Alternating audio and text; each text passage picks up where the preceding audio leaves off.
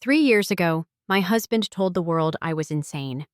He locked me inside the very house we once designed together, drugged me into paralysis, stole our company, our life, and erased my voice. But today I'm standing here. No more wheelchair, no more sedation, no more fear. My name is Harper Reed, and I'm about to tell you how a woman who was erased from her own life rebuilt everything from the ashes and turned it into a living blueprint of hope. Before I share this story, with twists you truly won't see coming, drop a comment and let me know where you're watching from. Hit like and subscribe if you've ever had to rise after being pushed to your lowest. Because trust me, you'll want to hear what happened next. The morning Daniel proposed to another woman, I watched from my wheelchair as sunlight streamed through our kitchen window, the one I'd designed to catch the California dawn just right. My laptop screen showed their faces, beaming at some charity gala in La Jolla. Tech mogul Daniel Reed and rising star Chloe Ray announce engagement, the headline read. My coffee mug slipped from my fingers, shattering against the marble floor I'd chosen 3 years ago, back when I could walk across it. Mom, Lena rushed in, her 17-year-old face creased with worry. She saw the screen before I could close it. Her jaw tightened, that same stubborn set I recognized from her father. It's fine, sweetheart. The lie came easily now. I'd been practicing for 3 years. She knelt beside me, picking up ceramic shards with careful hands. It's not fine. Nothing about this is fine. I wanted to tell her the truth. That seeing Daniel move on felt like drowning in reverse, all the air rushing out instead of water rushing in. But mothers protect their children, even from their own pain. People move forward, Lena. That's what they do. He didn't move forward. He moved over you. The accuracy of her words startled me. Since the accident at Eden Falls, Daniel had systematically erased me from our life's work. First, it was temporary while I recovered. Then it became about protecting my health. Now, 3 years later, I existed only in the margins of the company we'd built together. A ghost haunting architectural awards that bore only his name. Your physical therapy is at 2, Lena reminded me, though we both knew I'd memorize every appointment. Routine had become my religion, each scheduled moment a prayer that today might be different. But as she wheeled me to my bedroom, something felt wrong. My legs, usually numb weights, tingled faintly. I'd felt it before, dismissed it as phantom sensations. Today, watching Daniel announce his new life, the tingling felt like a whisper of possibility. Lena, I called as she headed for the door. Could you grab my old project files from the closet, the blue binder? She paused. Dad said those would upset you. Your dad says a lot of things. The blue binder held more than architectural drawings. Between sketches of sustainable homes and eco-friendly office complexes, I'd kept medical reports from those first weeks after the accident. Reading them now, something nagged at me. The timeline didn't match my memories. According to these papers, I'd been unconscious for 5 days. But I remembered waking up the second night, Daniel's face hovering above mine, his expression strange, not relieved, but calculating. Mom, you need to see this. Lena stood in my doorway, face pale, clutching her laptop. What is it? She sat on my bed. Daniel sighed, empty for 2 years now, and turned the screen toward me. I was using Dad's old tablet for a school project. He must have forgotten to log out of his email. My chest tightened. Lena, we shouldn't. It's about you. Her voice cracked. Mom, there are emails between him and some doctor about your medication. They're not what they told us. The room spun slightly. Daniel controlled everything about my care. Which doctors I saw, which medications I took, even which physical therapists worked with me. He'd insisted it was for consistency, for my own good. The dedicated husband, everyone said. So devoted. Show me, I whispered. The emails were clinical, discussing dosages of medications I didn't recognize. One name jumped out, fluphenazine. My hands shook as I grabbed my phone, searching the drug. An antipsychotic, used for schizophrenia. Side effects included muscle weakness, difficulty moving, emotional numbing. I wasn't psychotic. I'd never been psychotic. There's more, Lena said quietly. Financial transfers. hundreds of thousands from the company accounts, all marked as medical expenses for you. The tingling in my legs intensified, as if my body was waking up to a truth my mind couldn't yet grasp. 3 years. 3 years of swallowing pills that kept me prisoner in my own body. 3 years of Daniel's concerned face as he handed me water, watched me swallow, patted my hand like I was a child. "We need help," I said, surprising myself with the steadiness of my voice. "But not from anyone your father knows." Lena nodded, sudden determination replacing her fear. "I'll find someone, I promise." As she left, I wheeled myself to the window. Outside, our neighbors went about their lives, jogging, walking dogs, living in bodies that obeyed them. For the first time in 3 years, I let myself imagine joining them. Dr. Sarah Chen worked from a small office in Oceanside, far from Daniel's sphere of influence in La Jolla. Lena had found her through a friend whose mother escaped an abusive marriage. "She doesn't just treat symptoms," the friend had said. "She looks for causes. These medications," Dr. Chen said after reviewing my list. "This combination, Mrs. Reed, has anyone ever diagnosed you with psychosis?" "No." Daniel said they were for nerve pain and depression after the accident. She removed her glasses, cleaned them slowly, buying time, I realized, to choose her words. "These drugs can cause exactly the symptoms you're experiencing. The muscle weakness, the inability to stand, even the emotional numbing you've described." My hands gripped the wheelchair arms. I'm saying we need to get you off these medications safely and see what happens. But Mrs. Reed, if I'm right about this, someone has been deliberately keeping you disabled." That night, I started my secret rebellion. Each morning, when Daniel video called to watch me take my pills, I held them under my tongue. After he hung up, always exactly 3 minutes, I noticed now, I spit them into tissues I'd hidden in my sleeve. It felt like learning to breathe underwater, each small deception a gulp of air. The changes came slowly. First, the fog lifted from my thoughts. Colors seemed brighter, sounds clearer. Then my legs began to obey simple commands. Not much, just a toe wiggle here, a knee bend there. But after 3 years of nothing, these tiny movements felt like miracles. "Mom, you're smiling," Lena observed one evening, 2 weeks into my secret withdrawal. "Am I?" I touched my face, surprised. When had I stopped noticing my own expressions? She sat beside me, pulling her legs up like she had as a child. "I found something else. Dad's been telling people you're delusional. There are emails to your sister, your friends. He's been turning them away when they try to visit, saying it would upset your recovery." I thought of my sister Claire, who'd stopped calling last year. My best friend Monica, whose texts had gradually faded. The isolation hadn't been accidental. It had been orchestrated. "There's something else I need to tell you," I said. "I can move my legs, just a little, but—" Lena's gasp interrupted me. Tears streamed down her face as she grabbed my hands. "Show me." Slowly, focusing all my will, I lifted my right foot an inch off the wheelchair footrest. Such a small movement, but Lena sobbed like I'd performed a miracle. Maybe I had.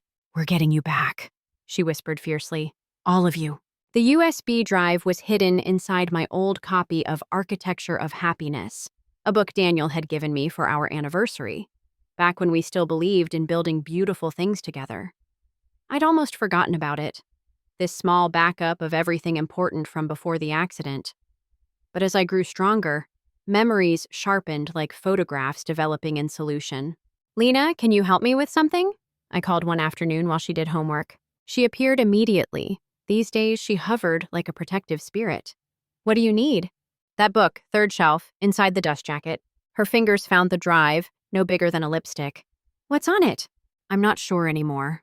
But I hid it the week before the accident. Something felt wrong even then." We plugged it into Lena's laptop. Files bloomed across the screen. Architectural plans, medical records, but also something else. Videos. I clicked on one dated 3 days before the accident. My own face appeared, 3 years younger, but already worried. "If something happens," the video me said, "check the Eden Falls structural reports. Daniel's been pushing to cut corners on the support beams. I've documented everything. The building isn't safe." Lena and I exchanged glances. The official report said I'd been inspecting unexpected modifications when the scaffolding collapsed. But what if the modifications weren't unexpected? What if I'd been trying to stop something? There's more, Lena said, clicking another file. Security footage from the construction site dated the morning of my accident. The timestamp showed 5:47 a.m., 2 hours before the accident. A figure appeared on screen. Daniel. He was talking to someone off camera, pointing at the scaffolding I'd later fall from. The video cut off abruptly. He was there, I breathed. He was there and he never mentioned it. Lena's face had gone hard, adult beyond her years. Mom, I think we need a lawyer.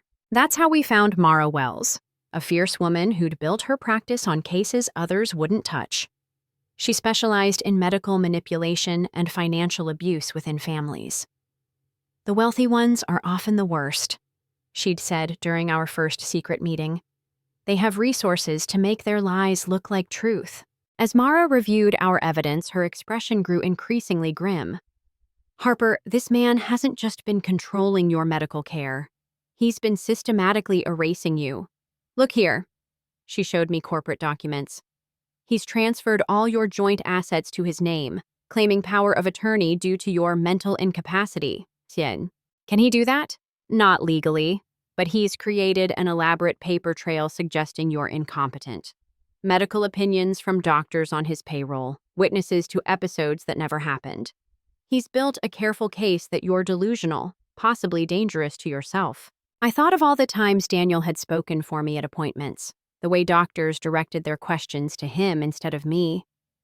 The architecture of my imprisonment had been as carefully designed as any building we'd ever created together. What do I do? My voice sounded small, lost. Mara leaned forward. You fight, but first, you get stronger. And Harper, start documenting everything. Every pill you don't take, every movement you regain. We're going to need proof that you're recovering despite his care, not because of it. Physical therapy became my secret laboratory. While my assigned therapist, one of Daniel's choices, guided me through gentle stretches designed to maintain, not improve, I pushed harder when alone. Late at night, holding onto furniture, I forced my legs to remember their purpose. First standing for seconds, then minutes. My muscles screamed protests after 3 years of medication-induced atrophy, but I welcomed the pain. It meant I was still alive under the pharmaceutical fog. Mrs. Reed, you seem more responsive today, the therapist noted during a session, suspicion creeping into her voice. Must be the new medication adjustment. I lied smoothly. I was learning to lie like Daniel did, with concern and care wrapped around deception. Lena had become my spy, my strength, my secret keeper. She smuggled protein bars to rebuild my muscles, researched every medication I'd been given, printed medical journals about recovery from prolonged antipsychotic use. We were detectives investigating my own life. One evening, she burst into my room. Mom, Chloe Ray is pregnant. The words hit like physical blows. Daniel was building his new family while keeping me trapped in the ruins of our old one. But worse was the realization that Chloe, young, ambitious, trusting, had no idea what she was attaching herself to. She should know, I said quietly. Dad would destroy us if we tried to contact her. He's destroying us anyway. I wheeled to my dresser, pulling out a photo from our wedding. Daniel's smile looked different now, possessive rather than loving. But you're right, we need to be smarter. That's when we learned about the engagement party. A lavish affair at the Marston house, the historic mansion Daniel had always loved. He'd invite everyone. Our former colleagues, friends who'd been told I was too ill for visitors, the entire architecture community we'd once belonged to together. It's perfect, Mara said when we told her. Public, prestigious, lots of witnesses. He can't control the narrative with 200 people watching. I can't even walk properly yet, I protested. Then we have 6 weeks to change that. 6 weeks. I circled the date on my calendar, then looked at my legs. Thin, pale, but finally mine again. That night, I stood without support for the first time. 30 seconds before my knees buckled, but I'd done it. Lena caught me as I fell, both of us crying and laughing. We're going to burn his whole facade down, she whispered. No, I corrected. thinking of the architecture metaphors that had shaped our lives. We're going to show everyone the cracks in his foundation. The dress hung in my closet like a promise. Lena had bought it without my knowledge. Deep blue silk that wouldn't show if my legs trembled. Elegant enough for the woman I used to be. Practical enough for who I was becoming. 3 weeks before the party, I could walk the length of my bedroom with a cane. 2 weeks before, I managed the hallway. 1 week before, I climbed a single stair. The media will be there, Mara informed us during a strategy meeting. Daniel's invited several architecture magazines, the Union Tribune Society page. He's positioning this as his triumphant return to happiness after tragedy. Good, I said, practicing my grip on the cane. The more witnesses, the better. We'd gathered more evidence. Mara had subpoenaed medical records that showed discrepancies, tests ordered but never performed, results that contradicted each other, signatures that looked suspicious. A forensic accountant found the money trail, millions siphoned from our company into offshore accounts, all justified as my care. But the most damning evidence came from an unexpected source. Chloe Ray herself, though she didn't know it. Lena had created a fake social media account befriending Chloe's assistant. Through careful conversation, she learned that Daniel had been telling Chloe that I was essentially vegetative, kept alive by machines, unable to recognize even my own daughter. She thinks she's rescuing him from tragedy, Lena said, disgusted. She has no idea she's the next victim. The night before the party, I couldn't sleep. My legs ached from secret practice, but it was good pain. Earned pain. I pulled out my old sketches, designs for buildings that would never exist because Daniel had stolen my voice in the industry along with everything else. But tomorrow, I would build something new from the ruins he'd created. Mom? Lena appeared in my doorway. Can't sleep either? I patted the bed beside me. She curled up like she had as a child, and I stroked her hair. Are you sure you want to do this? Once we start, there's no going back. He stole 3 years from us, she said fiercely. 3 years of you thinking you were broken when he was the one breaking you. I want them all to know. It might get ugly. It's already ugly. We're just turning on the lights. I thought about that as dawn crept through the windows. Architecture was about light and shadow, structure and space.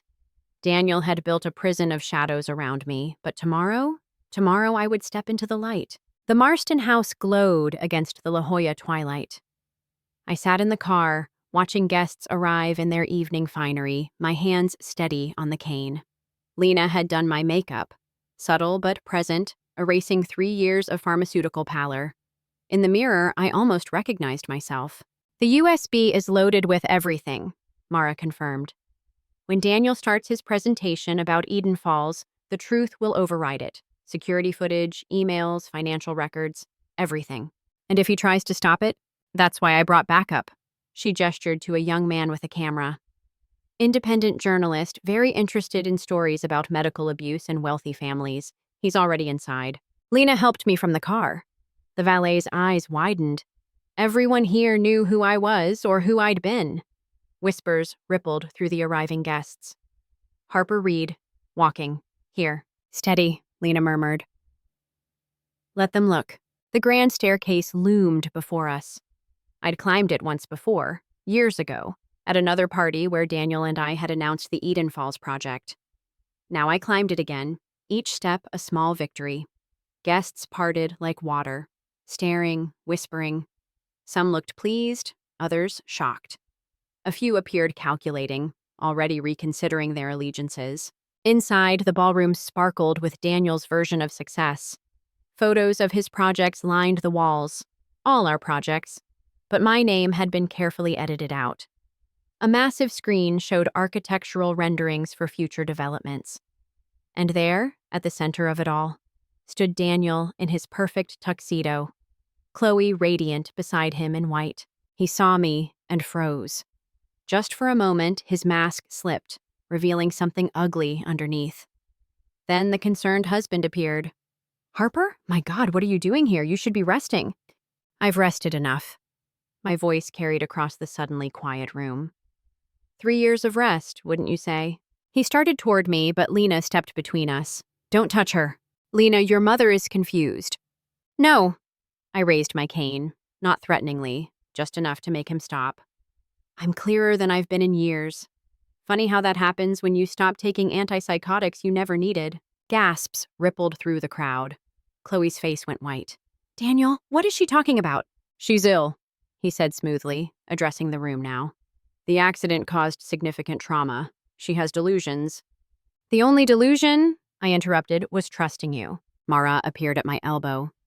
Mr. Reed, I'm Harper's attorney. We have some questions about your management of her medical care and her finances and the Eden Falls incident. This is neither the time nor… Actually, Lena said, pulling out her phone. Dad, you made it the perfect time. You invited everyone who needs to know the truth. The massive screen behind Daniel flickered. His corporate presentation disappeared, replaced by security footage. There he was, morning of my accident, talking to the construction foreman. The audio was faint but clear. The inspection can't happen. If Harper finds those beam modifications, we're finished. The room erupted. Daniel lunged for the screen controls, but the journalist was already there, camera rolling. More evidence flashed by. Medical records, financial transfers, emails discussing how to keep me manageable. Turn it off, Daniel roared. Why? I asked, moving closer, each step deliberate.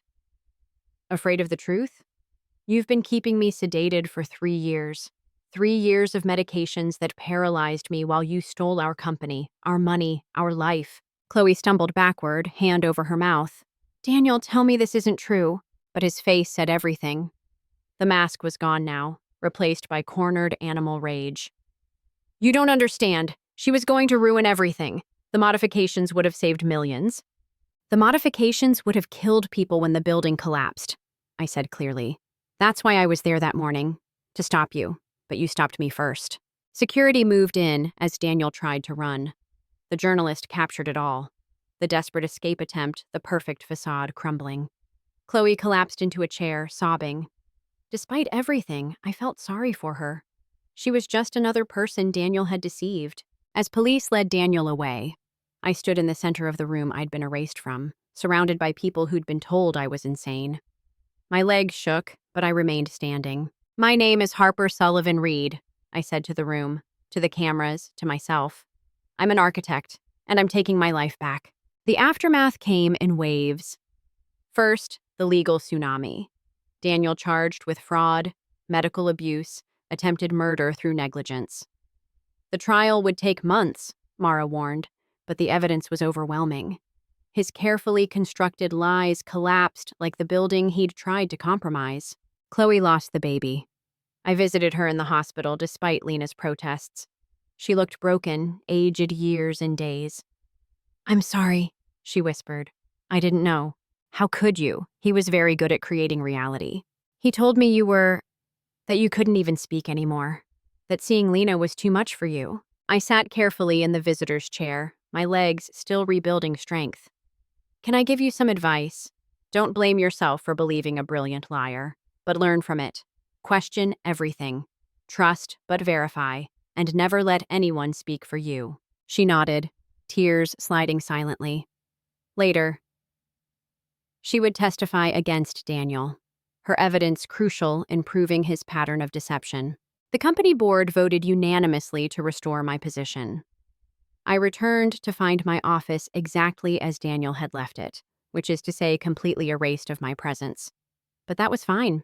I needed to build something new anyway. Ms. Reed? My new assistant, I'd insisted on hiring my own, appeared in the doorway. The Phoenix Grove investors are here. Phoenix Grove. My first post-Daniel project. A rehabilitation center designed by someone who understood what it meant to reclaim your body, your mind, your life. Every doorway wide enough for wheelchairs but elegant enough to inspire. Gardens visible from every room because beauty helps healing. Adaptive technology integrated seamlessly because dignity matters. The meeting went well. They loved the personal touch, the understanding that came from experience. As they left, one investor paused. I heard what happened. I'm glad you're back. Back. Such a simple word for such a complex journey. Physical therapy continued, but now I chose my own therapists. Dr. Chen monitored my recovery as my body slowly expelled 3 years of unnecessary drugs. Some damage was permanent. My left leg would always be weaker, my balance forever changed. But I could walk. I could stand. I could climb stairs and chase dreams and build futures. Lena thrived. The scared girl who'd discovered her father's betrayal transformed into a fierce advocate. She started a support group at school for teens with family trauma. Her college essay about standing up to power got her into Harvard's pre-law program. "I'm going to make sure this never happens to anyone else," she told me the day her acceptance arrived. "You already have," I said, hugging her tight. "You saved me." "You saved yourself. I just helped you remember you could." 1 year later, I stood on the roof garden of Phoenix Grove. The rehabilitation center had been built in record time, every detail designed for dignity and hope. Patients moved through spaces that acknowledged their challenges while inspiring their possibilities. The reviews called it revolutionary. I called it necessary. "Ms. Reed?" Dr. Chen found me watching the sunset. She often visited, consulting with our medical staff. "Your speech is in an hour." The opening gala. Another party, another crowd, but this time I'd built the stage. My cane, decorated now with silver that caught the light, tapped against the stone path as I walked through my creation. Every garden bed raised for wheelchair access, every bench designed for those rebuilding strength, every view calculated to lift spirits. The auditorium filled with survivors, not just of accidents but of abuse, medical manipulation, gaslighting disguised as care. We'd created a scholarship program, the Lena Initiative, ensuring money never kept anyone trapped. "Thank you for coming," I began, standing at the podium without notes. "A year ago, I couldn't stand. 3 years ago, someone decided I never would again. But they underestimated something important: the human spirit's refusal to stay collapsed." I talked about the architecture of abuse, how abusers build prisons from trust and love, about the small rebellions that lead to freedom, about the importance of believing survivors, of questioning rapid decline, of asking why someone benefits from another's helplessness. "They wanted me to disappear," I concluded. "Instead, I decided to build. This place is proof that what others tear down, we can reconstruct stronger." The applause washed over me like healing. In the crowd, I saw faces I recognized. My sister Claire, finally back in my life. Monica, who'd cried for hours when she learned the truth. Other survivors who'd reached out as my story spread. And Lena, my warrior daughter, recording everything for the documentary she was making about medical abuse. Daniel was serving 12 years. His lawyer had tried to argue mental stress, temporary judgment lapses. The jury hadn't bought it. Too much evidence, too much planning, too much cruelty disguised as care. He'd lost everything: the company, the reputation, the carefully constructed image. I tried not to think about him often. Some architecture is meant to crumble. After the speeches, I found myself in the garden with Mara. She'd become a friend through the legal battles. "You know what I love about this place?" she said. "It's not about forgetting trauma. It's about building beyond it. We can't change what happened," I agreed, "but we can design what comes next." A patient wheeled past, young woman, maybe 25. She paused, recognizing me. "Are you Harper Reed?" I nodded. "I watched your testimony. My boyfriend had been drugging me too. Smaller doses, but you gave me courage to get tested, to get help." We talked for a few minutes. She was 2 months into recovery, relearning her body's true capabilities. As she left, Mara squeezed my shoulder. "This is why we fought." Yes, this multiplication of truth, this spreading of strength. Daniel had tried to make me disappear, but instead I'd become visible in ways that mattered.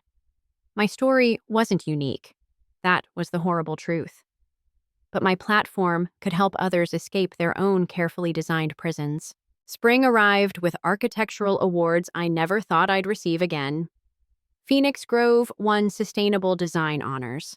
But more importantly, it worked.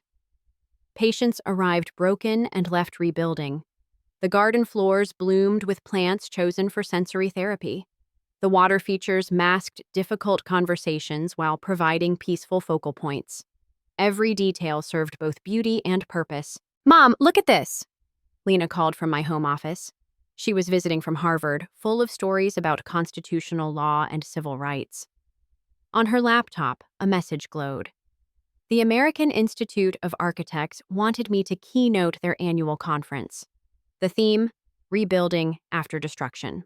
You should do it, she urged. Speaking to 3,000 architects about my personal collapse? Speaking to 3,000 architects about refusing to stay collapsed. She was right, of course. The personal had become professional, my story inseparable from my work. I accepted, then spent weeks crafting a presentation that wove building metaphors through recovery narratives. Foundation, cracks that predict collapse. Support beams that bear invisible weight.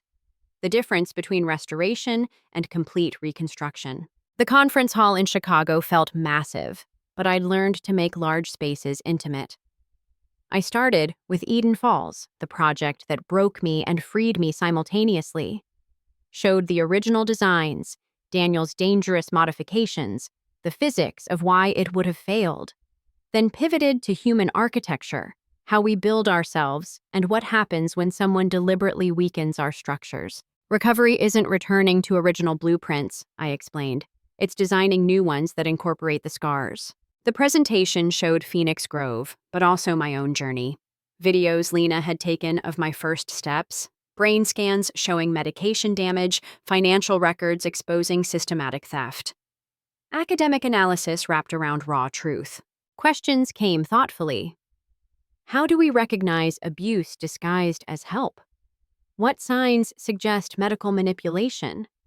How can architectural spaces promote genuine healing versus maintained dependence? Design with dignity, I kept returning to.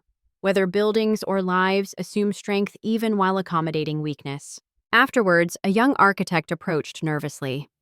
Miss Reed, I'm designing a women's shelter. Would you consider consulting? That became my new path.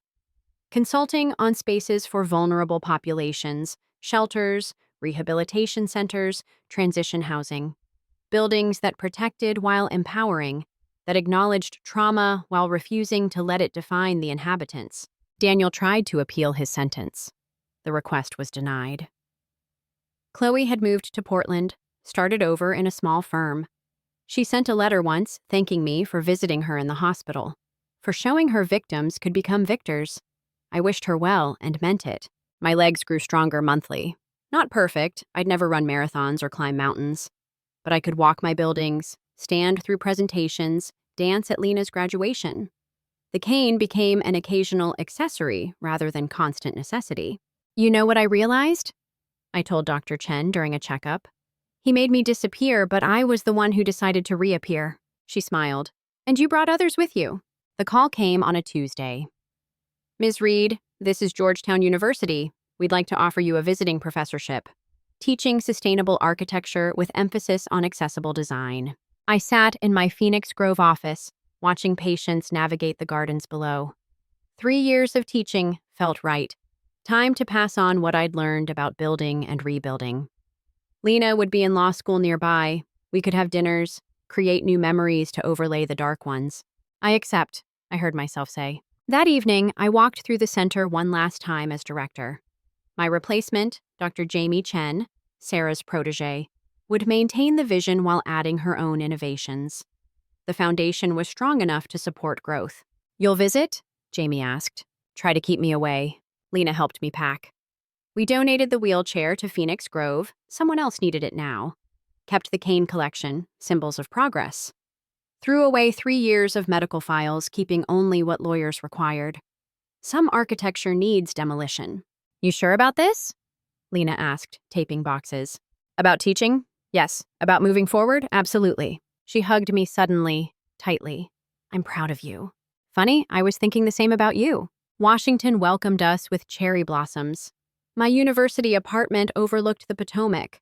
Water views for healing, I couldn't help thinking. The first day of class, I faced eager young architects, untouched by the profession's potential for both creation and destruction. Good morning, I'm Professor Reed. Today we're discussing foundations, not just of buildings, but of ethical practice. They listened as I wove technical specifications with human implications, how cutting corners could cut lives, why accessible design meant more than compliance. The responsibility architects carried for every person who'd inhabit their creations. One student raised her hand. Professor, is it true you designed Phoenix Grove while recovering from paralysis? Partial paralysis, I corrected. And yes, sometimes our greatest designs come from our deepest understanding of need. The semester flew. Teaching energized me in ways practice hadn't for years. These students would build tomorrow's shelters, healing spaces, homes. If I could embed just a fraction of hard-won wisdom into their foundations. Lena flourished at law school, her focus sharp on medical law and patient rights. We met for dinner weekly, sometimes talking about the past, but mostly building futures. She was dating someone, a kind engineering student who asked permission before holding her hand. We were both learning to trust carefully but completely. I'm starting a legal clinic, she announced over Vietnamese food, for people experiencing medical abuse. Professor Morris will supervise. My eyes filled. Using your experience to prevent others' suffering. I learned from the best, she said simply. Winter arrived with news that Phoenix Grove had helped over 500 patients in its first year. The Lena Initiative had funded 47 recoveries. My students designed their final projects: a children's therapy center with integrated play spaces, temporary housing that felt permanent, a community center for elderly people rebuilding after exploitation. Each design showed they'd heard more than technical specifications. Spring brought job offers, conference invitations, book deals. I accepted selectively, protecting energy I'd learned was finite. The memoir could wait. I was still living the ending. Daniel sent a letter through his lawyer. An apology, perhaps genuine, perhaps strategic. I read it once, then filed it away. Some architectures weren't worth examining for structural integrity. Instead, I focused forward. The summer program I'd designed for young architects from disadvantaged backgrounds. The Phoenix Grove expansion, adding pediatric rehabilitation. Lena's graduation, where she'd speak as class valedictorian about justice and recovery. My final lecture to Georgetown students came too quickly. You'll build many things, I told them. Buildings, certainly. Careers, hopefully. But remember, you're also building the world others will inhabit. Design with intention. Create with compassion. And if something you've built starts harming people, have the courage to tear it down and build better. They applauded, some crying. These young architects who'd learned that blueprints were promises, that structures could shelter or imprison, that the most important thing we build is hope. After class, I walked to the Potomac. Cherry blossoms bloomed again, cyclic proof of renewal. My gait was steady now, only occasionally using the decorative cane. A text from Lena. Mom passed the bar, ready to fight for others like you fought for us. I smiled, typing back, you already are. The sun set over water, painting ripples gold. Tomorrow held new projects, new possibilities, new chances to build. But tonight, I stood steady on ground I'd reclaimed, breathing freedom I'd earned, grateful for collapse that led to stronger foundations. He'd wanted me disappeared, erased, a ghost haunting margins. Instead, I'd become an architect of recovery, designer of hope, builder of spaces where broken people remembered wholeness. The last design, my own reconstruction, finally complete. Standing there, spring wind carrying cherry blossoms like snow, I thought about Daniel's prison, walls and bars, punishment and loss. Then thought about what I'd built instead, gardens and growth, voices and choices. He'd stolen 3 years but given me purpose for 30 more. Thank you, I whispered to the wind, meaning it completely. For Lena's courage, for Mara's brilliance, for Dr. Chen's clarity, for my own refusal to stay fallen. The city lights began twinkling, each one a life, a story, a structure housing dreams. Tomorrow I'd start designing again, but tonight I simply stood, a woman who'd been forced to disappear, choosing radiance instead. The most important architecture we create is ourselves, and I was finally, fully, home.